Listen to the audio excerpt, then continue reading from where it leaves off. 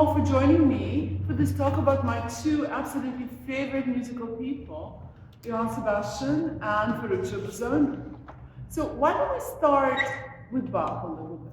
So today, so many performances are available of Bach in person, in concert halls, on YouTube, in recording, and we recognize almost instinctively that most of them fall somewhere within this wide spectrum of what we think of as historically informed performance practice. If you come upon a performance, often by a student, which does not fit into that particular spectrum, we recognize it as, something's funny about it. This historically informed performance practice, of course, is not something that just sort of happened.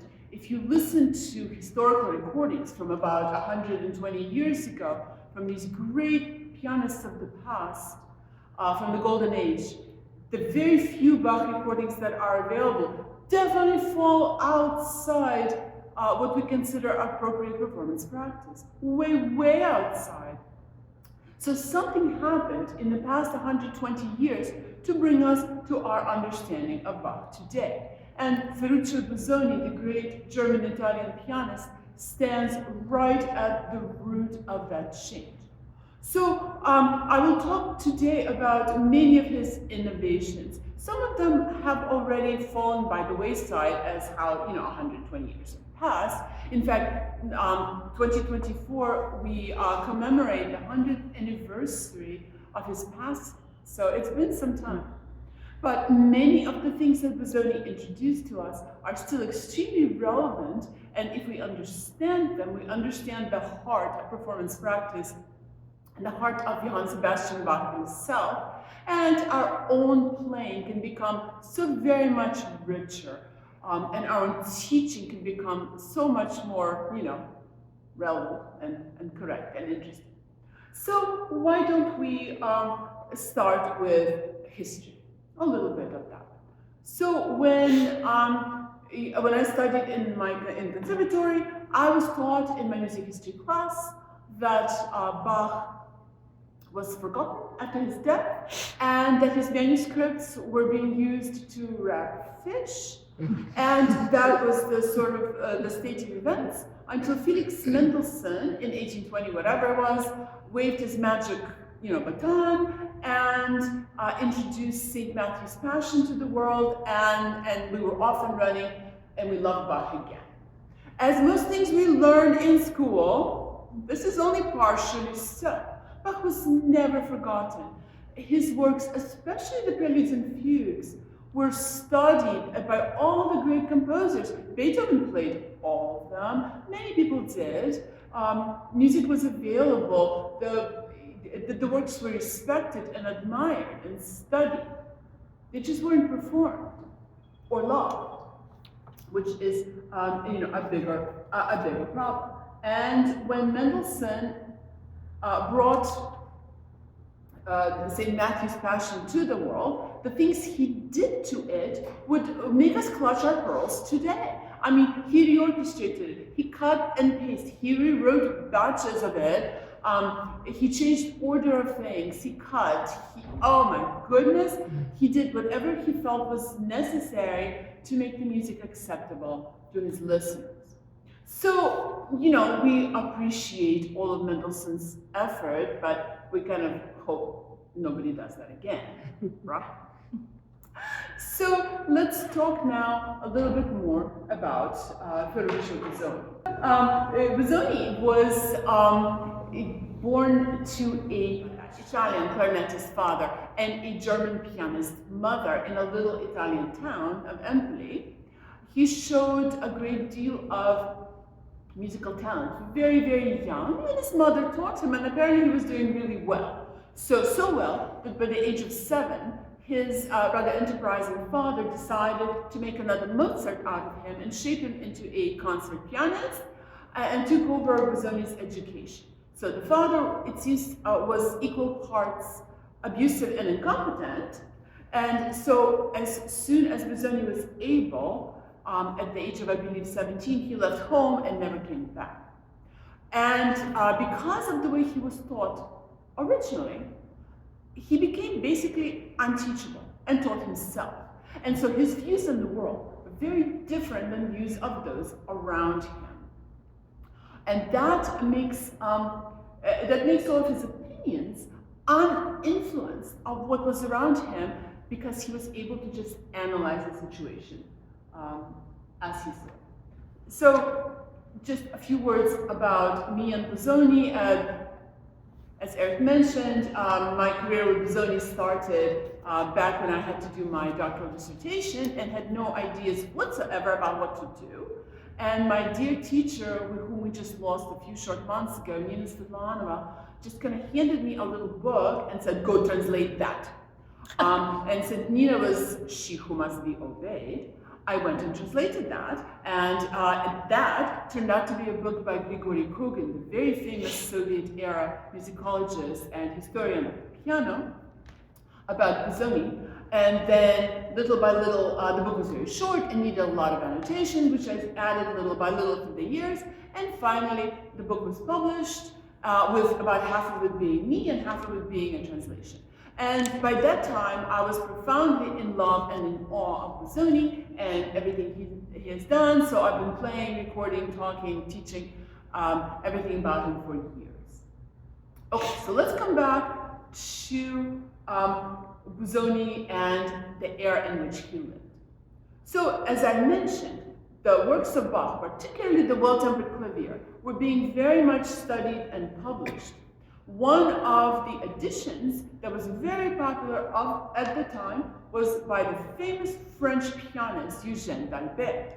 And this is what Eugene d'Albert has to say in his own preface to his own edition, mind you, of the Well-Tempered Clavier.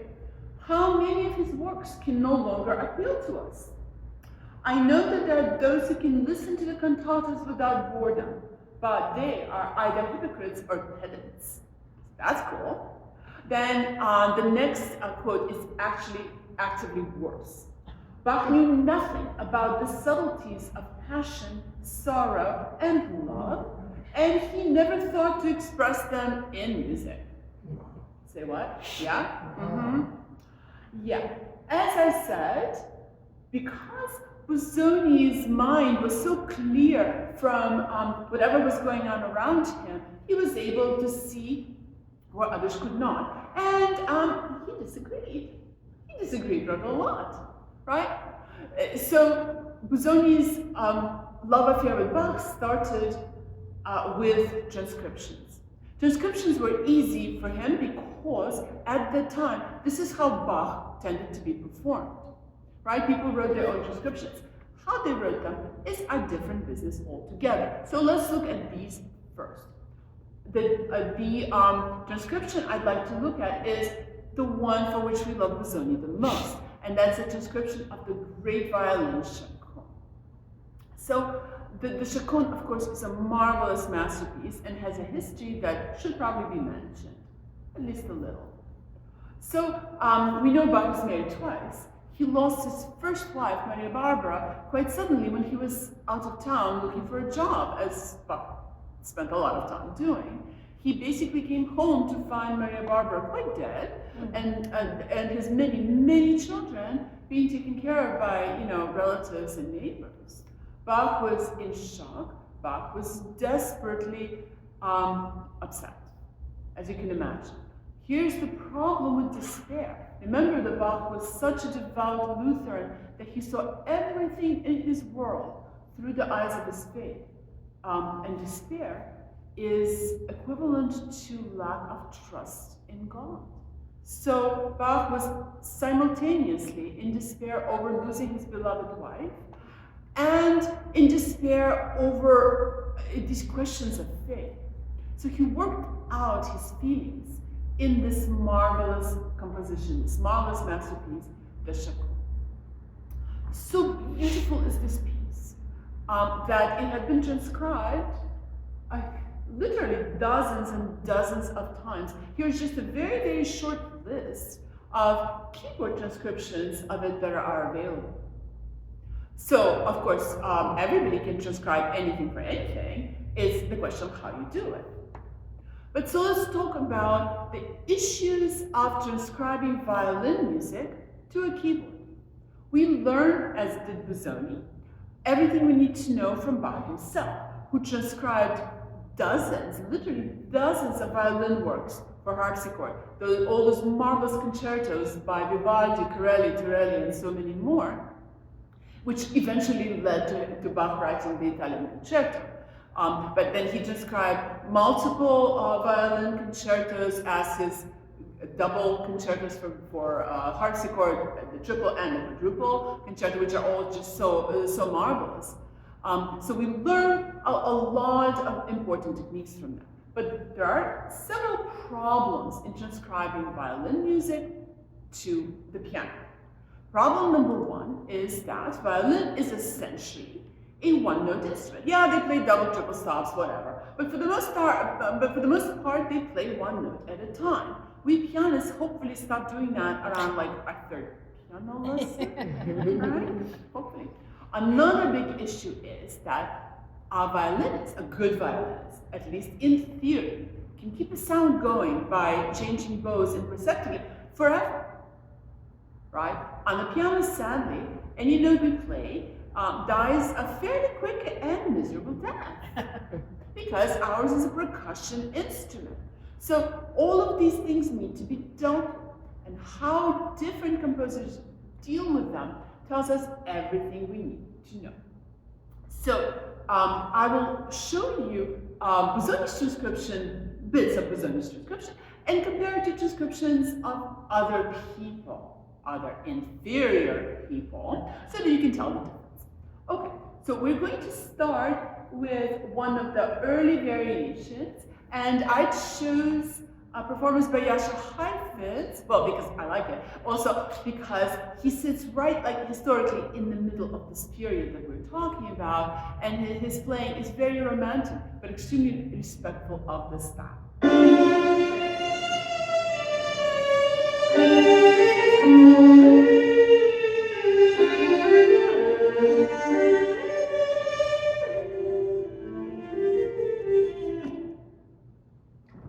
How gorgeous, right? Well, interestingly, the Romantics didn't think he was gorgeous, like not at all, because a whole bunch of them wrote an accompaniment to this. Schumann did, and Mendelssohn did. So I'm going to play the Mendelssohn accompaniment. I'm just going to work the melody into, hopefully, so you hear what's going on.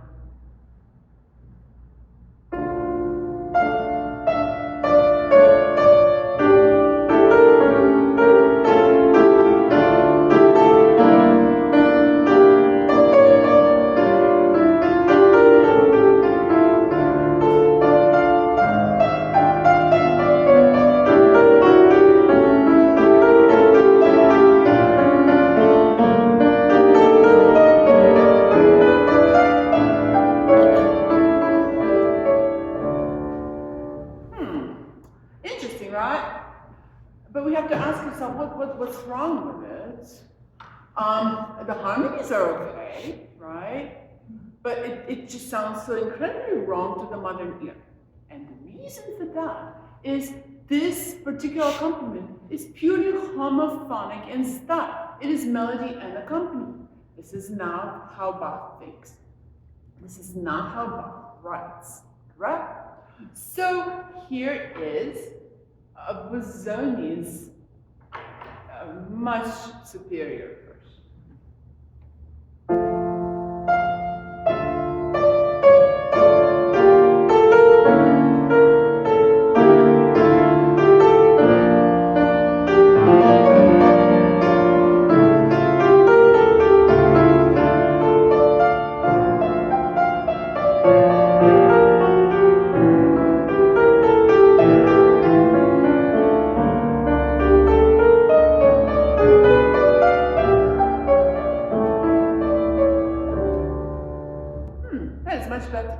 So we have to ask ourselves again, why? What is it that Busoni adds? Because you have to add to a violin version, do you not? What Busoni adds are chords which follow the Chaconne rhythm. This is not the foreign element. This is what the Chaconne is all about. This is exactly what Bach would do in his own violin transcriptions. Let's listen to another variation. Well, here's the Chaconne rhythm right there. Okay, so we're going to need Anthony's help again.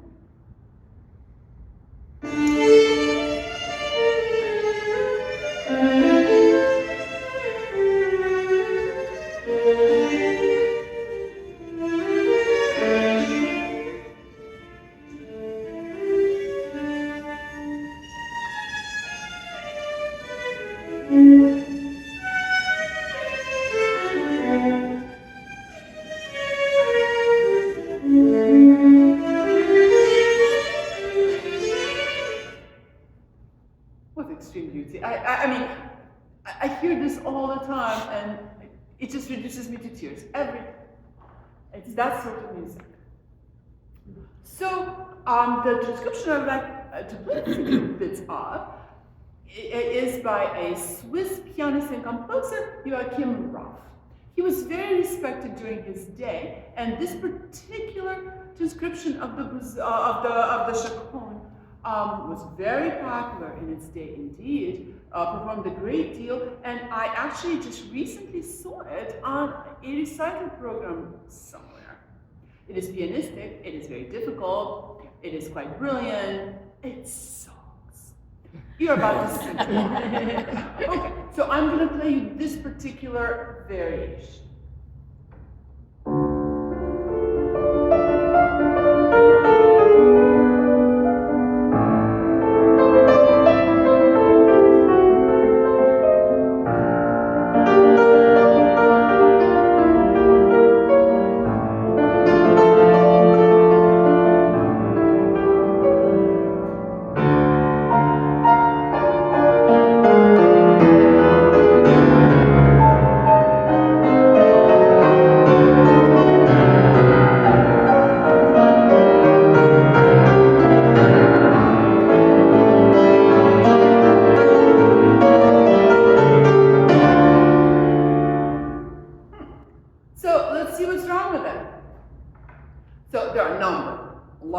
Things that are wrong with it.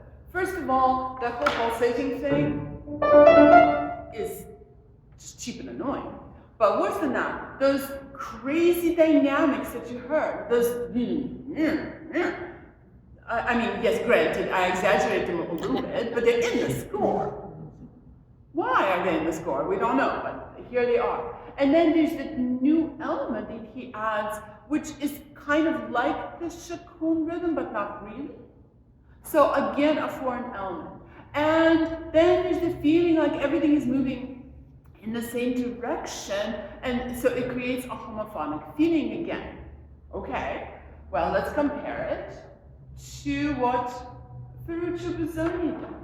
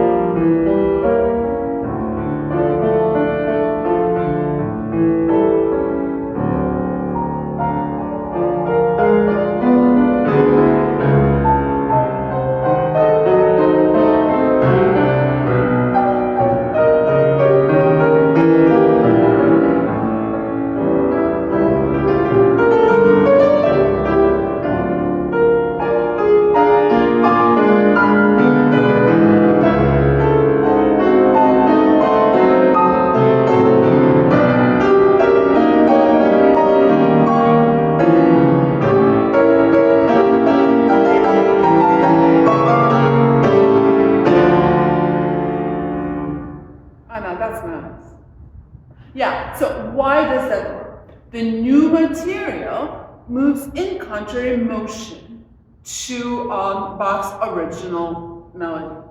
That's what Bach does. And the new elements that are being added are once again the Chaconne rhythm and the Chaconne harmony. So this is why this is so successful. Did you notice, however, that Busoni does take some interesting liberties here? He basically does the variation twice by switching the hands around. Have you noticed that Bach does that in every Invention, Sinfonia, and Fugue? So, and in the dance suites and everywhere else. This is a completely organically Baroque device, and something that Bach, I'm sure, would have approved if he could see it, because we've got two hints and they both have to have the beautiful stuff. Right? Okay, so let's do another very special variation. Here's Yasha.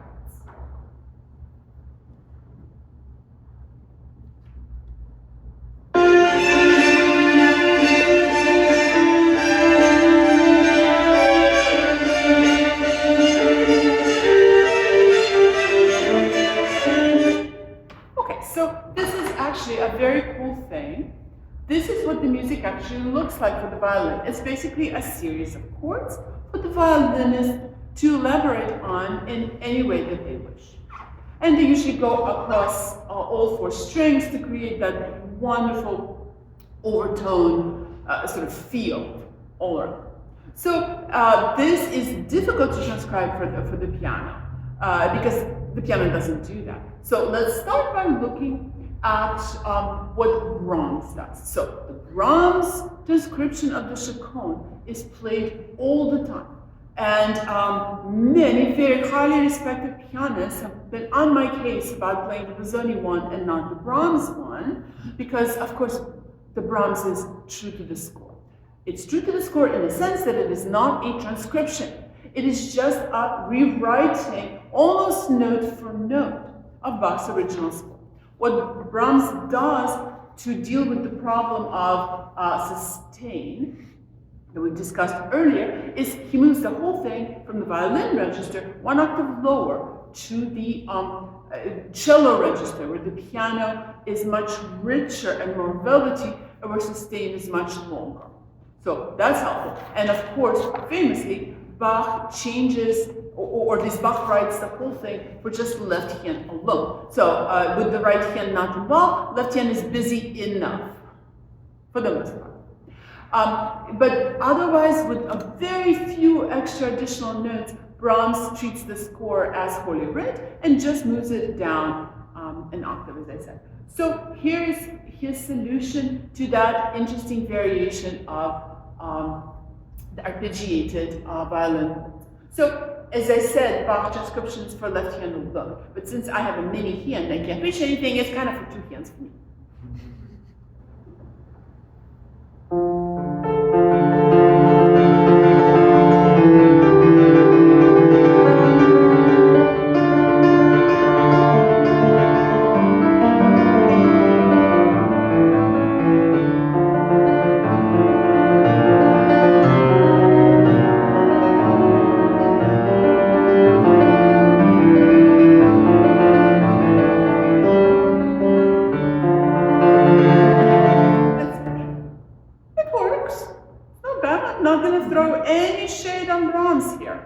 You did good.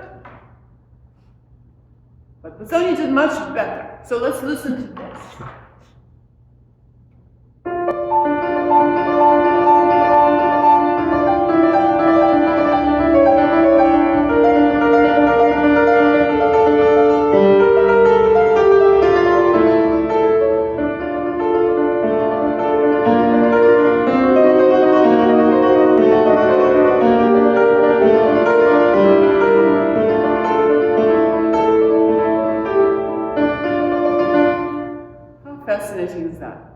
Absolutely magical.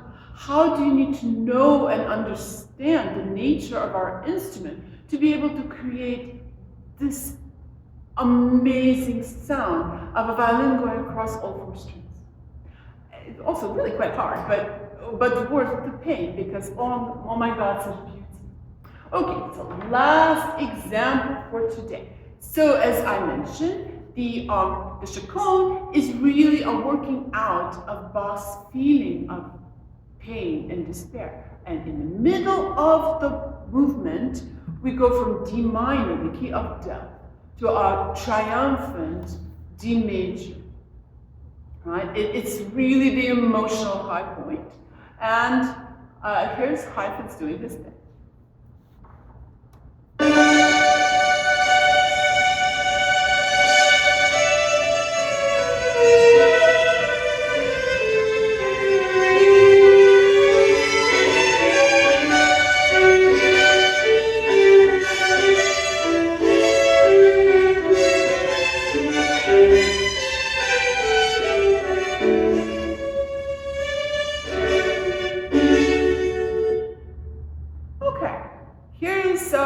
We're back to Joachim Raff.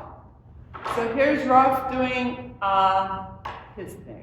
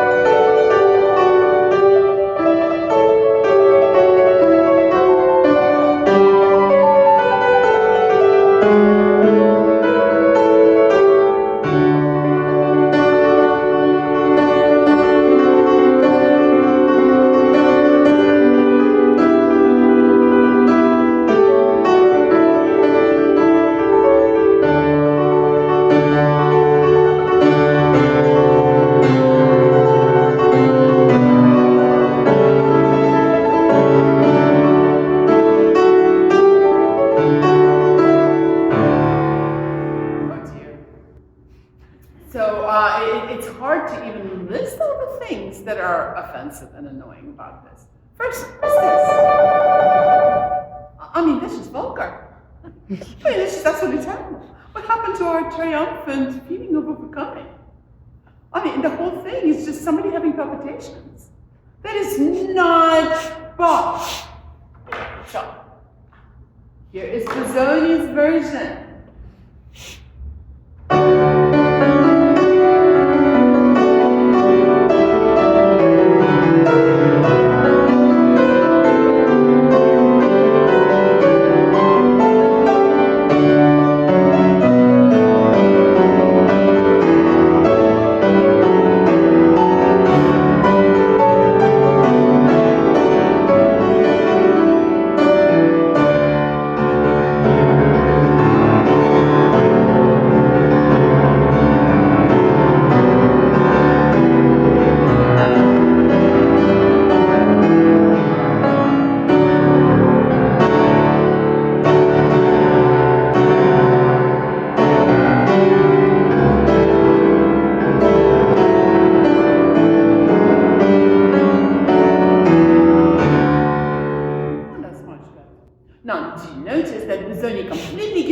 Imitating the violin here and creates that organ sonority for which he is so renowned.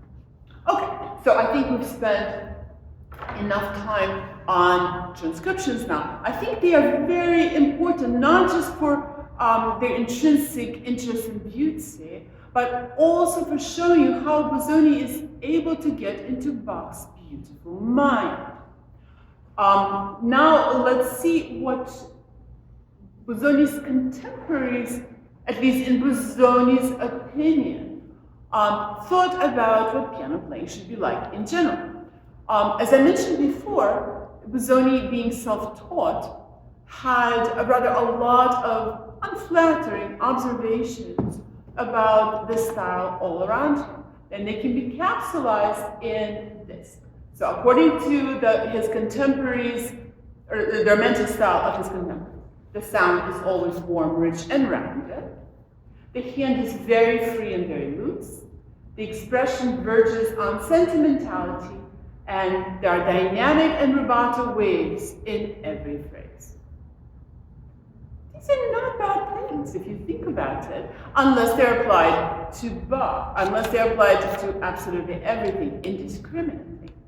I would like to elaborate a little bit on the whole sentimentality thing, because while Busoni had bad things to say about pianists around him, critics had bad things to say about Busoni. One of the funniest was some critic somewhere who said that, well, other pianists manage, unlike Busoni, to reduce their listeners to tears.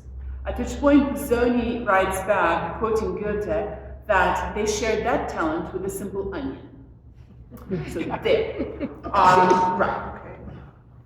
So according to Busoni, none of this business fits Bach at all. So correctly understood, the style of Bach is characterized above all by masculinity energy, immensity, and grandeur. Performance of Bach must be vast and planned, broad and robust, preferably too severe than too gentle, entirely free of contemporary elegance and coziness that contradicts Bach's character and cannot be reconciled with Bach's style.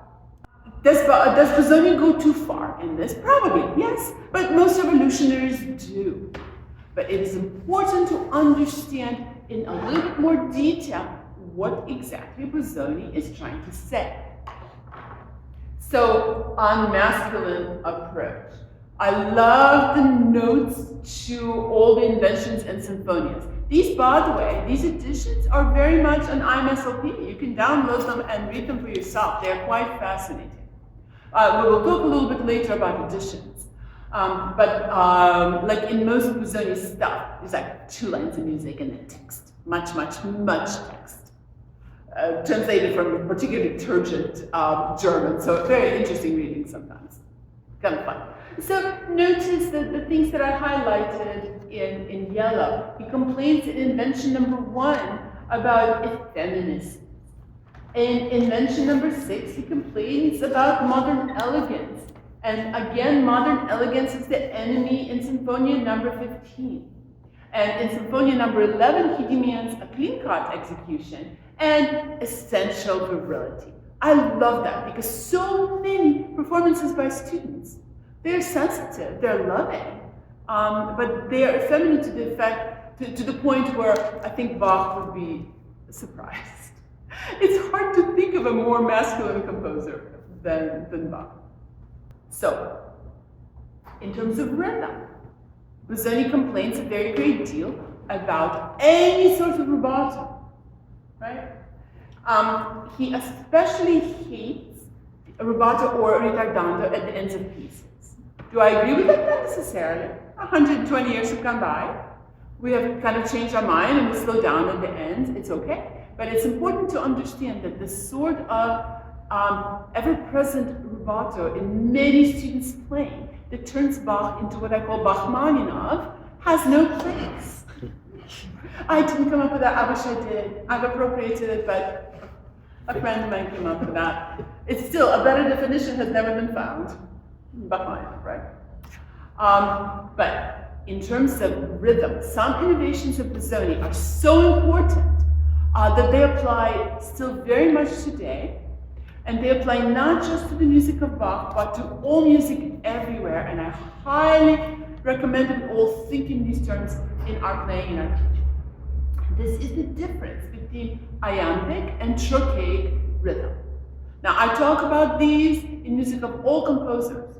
These are terms that come from poetry. An Iambic rhythm is where we begin on a weak beat and go either to the strong beat or through the strong beat. A Trochaic rhythm begins straight on the strong beat and ends on beat. Here's a perfectly Trochaic rhythm. Humpty Dumpty sat on a wall. Humpty Dumpty took a great fall. And then the rhythm turns Iambic. And all the king's horses and all the king's men. Couldn't put Humpty together either, right? You hear the difference. Now, I think many teachers teach this concept using different terms. I heard, for example, teaching to the one, or playing to the one, phrasing to the one, which is a part of the Iambic style, but only part of it, because sometimes the unit goes past the one. It really very much depends. So recognizing the difference between these two rhythms gives us a much more interesting and a much more rich performance. And the problem is that many editions confuse the student by putting slurs in ways that make everything tricky. So this is now the time, which must come in every presentation I do, where I complain about Czerny's editions of Bach.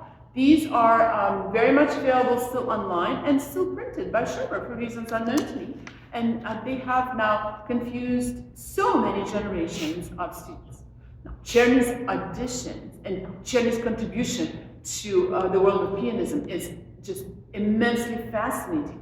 Czerny claims that he wrote down the preludes and fugues exactly, note for note, the way his teacher, Ludwig van Beethoven, played them.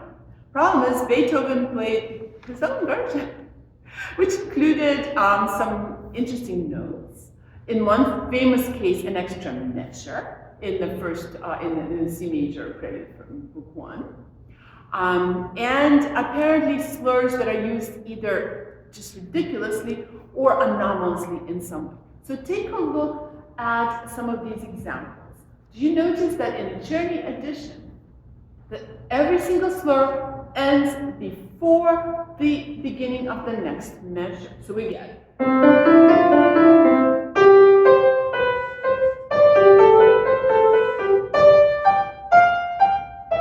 well, that sounds bizarre and is bizarre, and you can see that somewhere along the way I have actually, that's the next one already.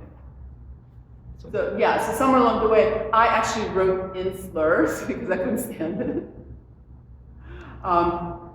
But yes. So the things you see in blue boxes are just absolutely bizarre slurs.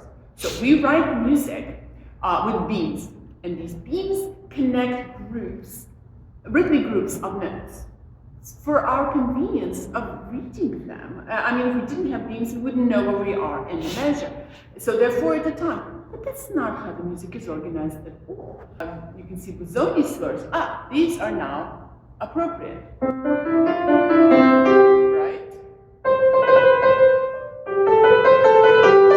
Oh yeah, that makes perfect sense, doesn't it? And you see the same thing about Invention 13, where Czerny does something ridiculous like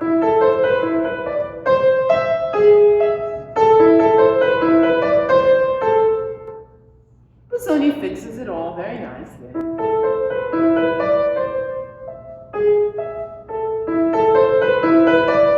You don't need to exaggerate like I'm doing it for clarity, but suddenly then the subject makes sense. So let's take a look at what happens if we put that into an actual piece. So here is the F major invention, which we all teach and play and study. It has the most iambic possible of subjects that Raff has mentioned. Right? It doesn't get any more iambic than that. But somewhere along the way, somewhere a little bit later, new material comes in that we see with a green hat. And then there's plenty more where that came from.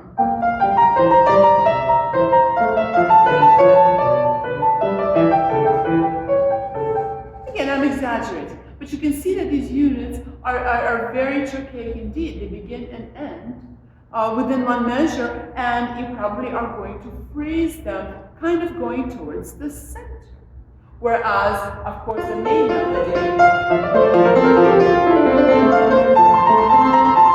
right? That's the only way this works. And suddenly, within a piece which can so easily sound like a Hammond exercise, we have variety, we have contrast, we have expression, we have fun, and now you don't need to do huge ritardandos, and you don't need to do rubato, you don't need to do dynamic waves, because we now have expression that is organic to the piece.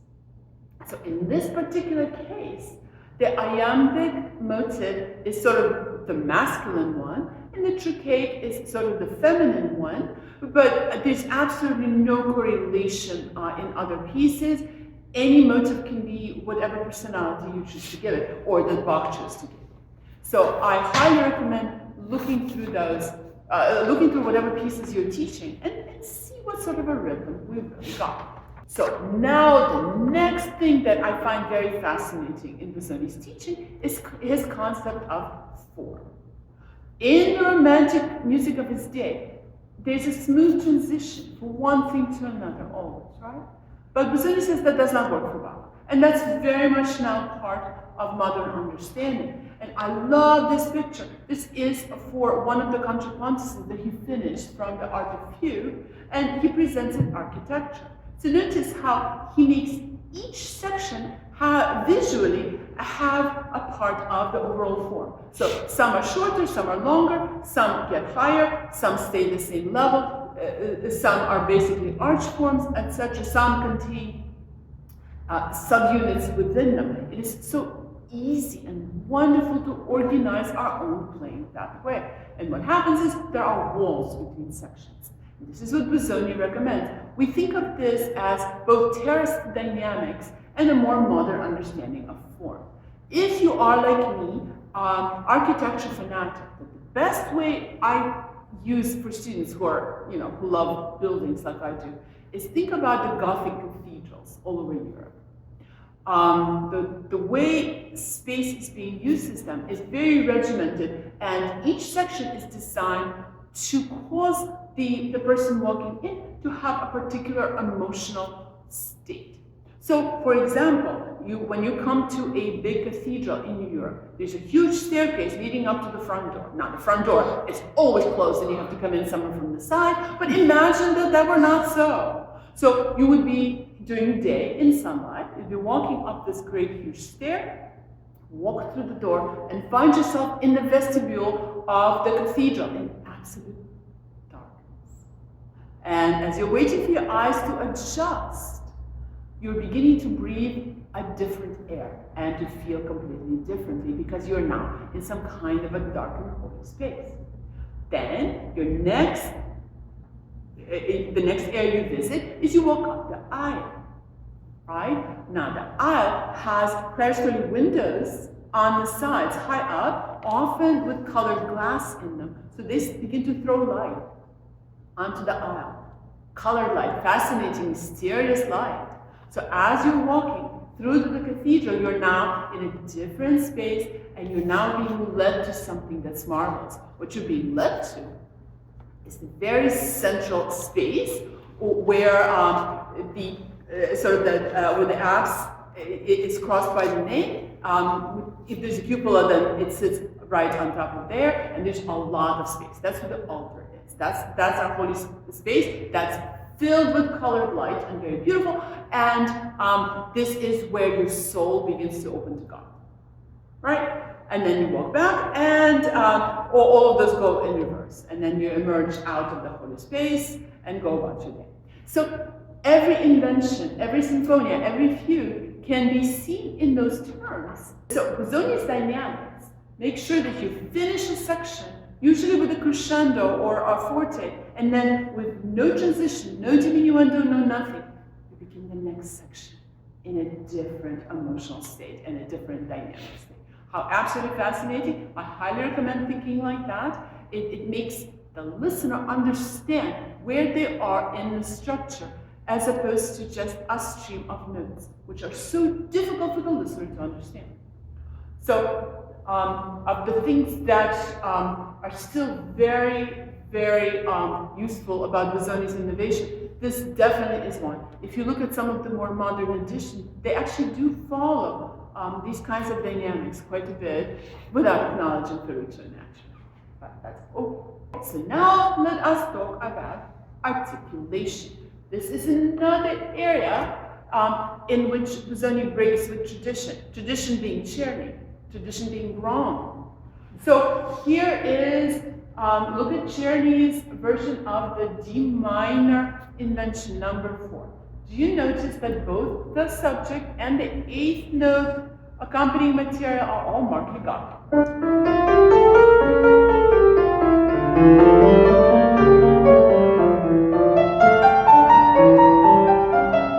Well, it's not impossible, it's actually kind of pretty, but it's very difficult to tell what's what.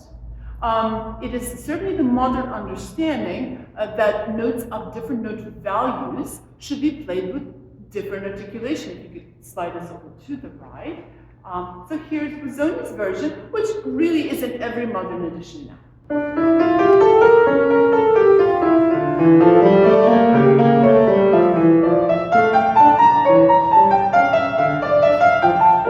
Now that is much more beautiful and really much more Baroque in feeling. You almost hear somebody strumming on the viola da gamba as the accompaniment.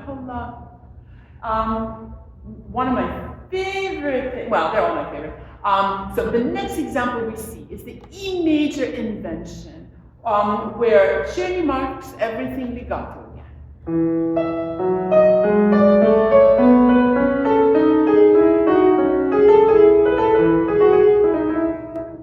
Okay, I mean, both hands have a scale, so maybe it's okay for them to be the same way, but it's hard to hear what is and isn't the subject. So can we take a look at the Busoni version?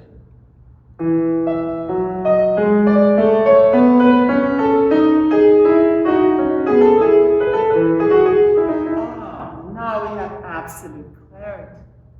The ascending scale is legato, and the descending scale is portata. And suddenly we know where we are, right? How marvelous. Okay, my next example is from the D major Sinfonia. This one is commonly played, and this is Czerny's Articulation.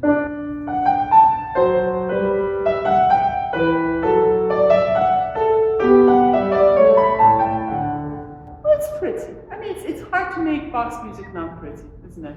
Okay, but let's see what Busoni does to it.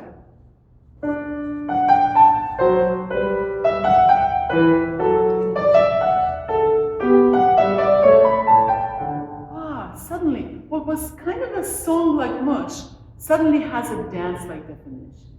How absolutely marvelous and amazing. Remember that Bach doesn't put articulation, it is up to us to figure it out. When I teach this, I actually do something completely different yet. I concentrate on the arpeggiatura. That's just what I like. And then you'll hear that I change it later on when it is no longer part of the subject to define the subject. But we'll talk about that in a moment. So the last example is from that absolute genius Sinfonia in F minor, which probably is harder than most fugues, and certainly more complex, has 3 subjects and all that. And here is Czerny's version.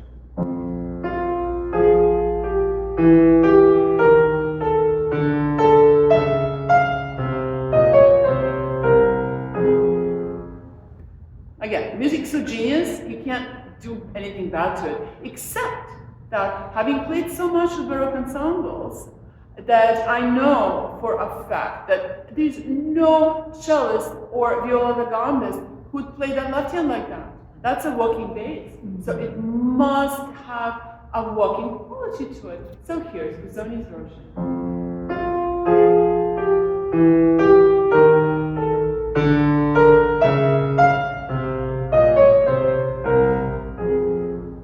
Now again, we can hear what's what. Now, I will admit, this makes the Sinfonia much harder, especially when this happens later, with all the voices intermixed. But some things are worth the pain, because this piece is just one of the greatest masterpieces. So I suggest actually taking a little time So my absolute favorite innovation of Busoni also has to do with articulation.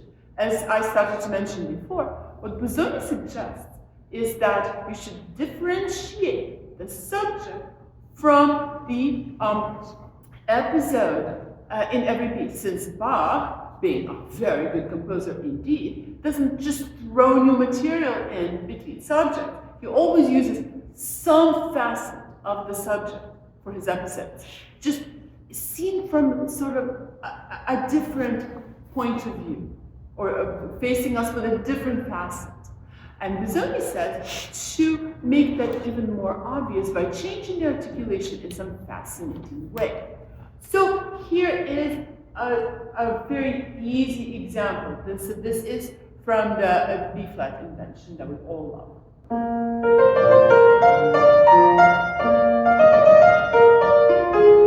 So the subject here is so lovely and so smooth and so song-like, and of course absolutely legato. But when bits of it begin to appear in the episode, perhaps we want to do something different.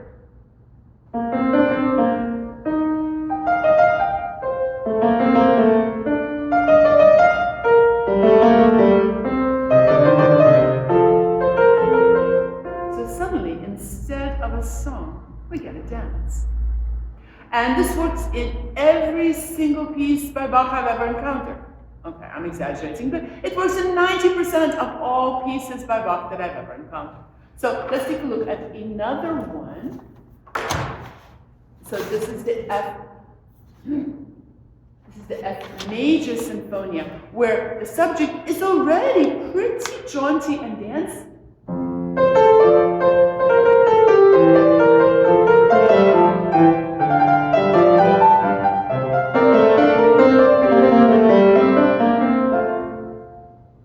Okay, it already has quite a bit of life to it. But here come the little versions of it in the F Z, according to Busoni.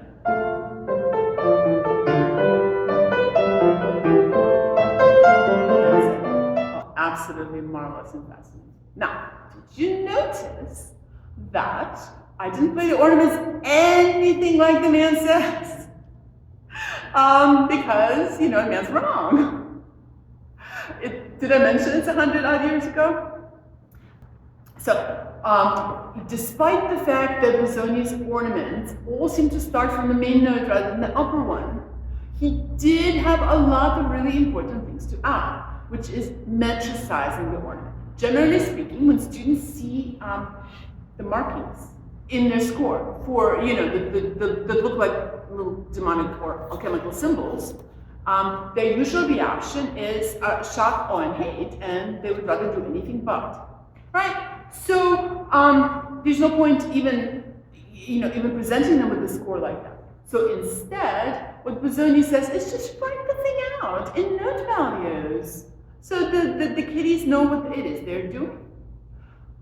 You see, there's so very many examples in his own scores. Now, as I said, his ornaments all start from the main note, and one does wonder why. Because the tables of ornaments in Bach's own beautiful handwriting were very much already available during Busoni's time. So his choice is a conscious one. And here's what I think about, is that I know for me, when I play harpsichord, right, I practice on a piano because I don't own one. And then I go perform, and in the first rehearsal, I'm kind of like staring at my hands, which are disembodied from my brain, and they're doing exactly twice as many notes in every ornament as I planned and practiced, with everybody going like, what's happening here? That's because ornaments are so very easy to play on a harpsichord, and they're so very difficult to play on the piano. It just takes a lot more time for keys to come up on our instrument, and it takes a lot more pressure to bring them down, which is kind of why composers, even the first generation into fortepiano and then piano, sort of stopped writing that, and then Hummel basically said, enough with the starting from the upper note, we're starting from the main note now, which gives us at least one less note to play in every ornament, which is good. Right?